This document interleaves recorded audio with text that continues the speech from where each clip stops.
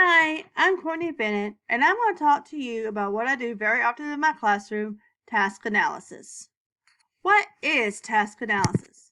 Task analysis is an evidence-based procedure, which is the process of breaking down larger skills into simple, more measurable components. It is used to teach students with autism spectrum disorder skills that are too challenging to teach all at once. This is also can be used on general education students as well. Some history about task analysis is that through the history of task analysis, it is multi-factor. It traces its origins from the objective-based approach to military task mastery.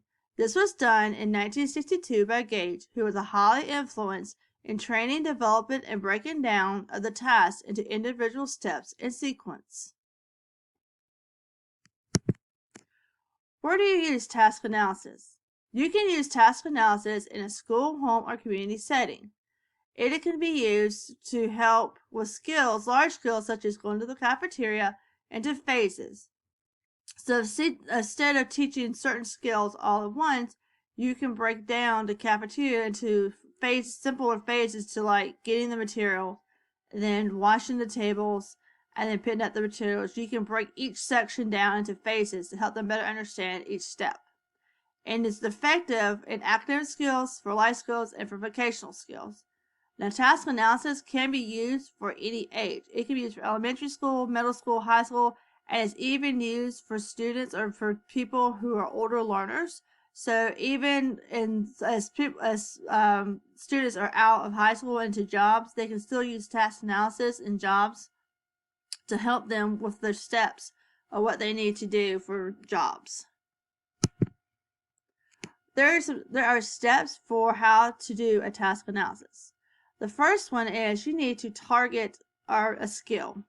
The instructor and the team, which usually consists of your special education teacher, your physical therapist, occupational therapist, if you're in a collab, your general teacher, and your speech therapist will get together and you will choose a task that you really think that the student really needs to work on. Then they need to identify the prerequisite skills and then define the materials that they need to teach this task. So they need to do the prerequisite skills, such as, like for writing with a pencil, they first thing they need to do first is how can they grip the pencil before they can write. So the prerequisite is how to grip a pencil. The student can grip a pencil before they can actually start writing.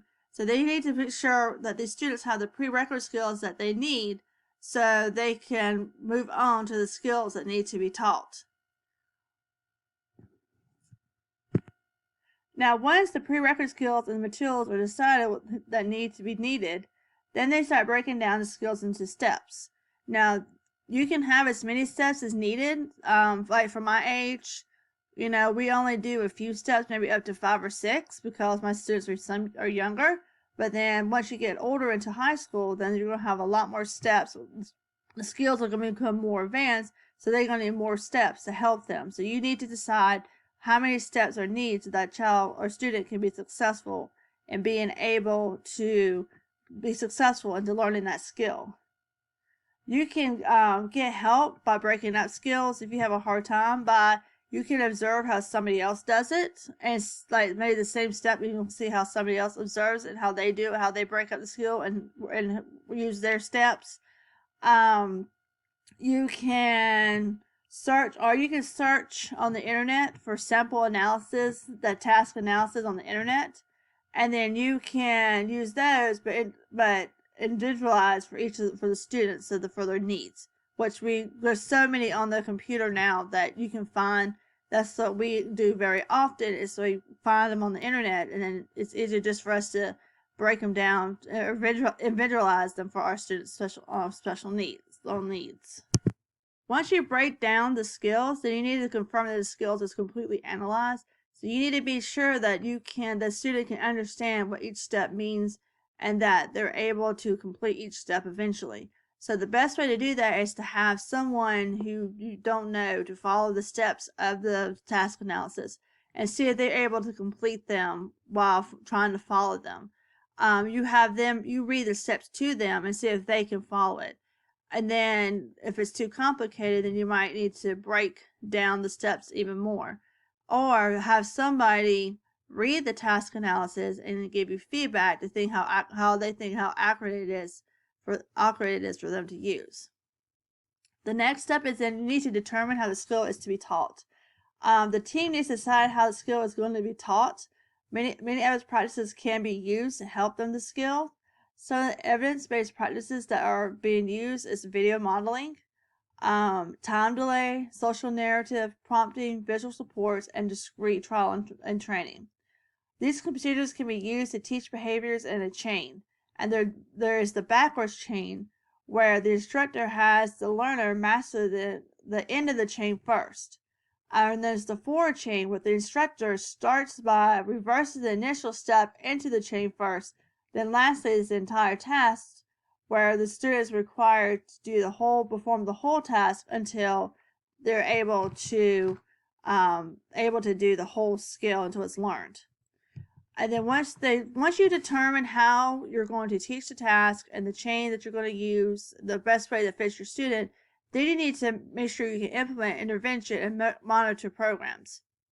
So a lot of times for students, using reinforcement really helps the student to learn the task. So it's good to use reinforcements.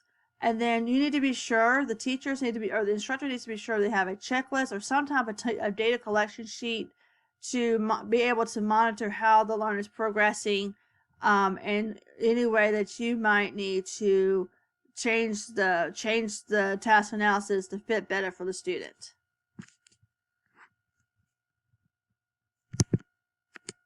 How do I use a task analysis every day in my classroom?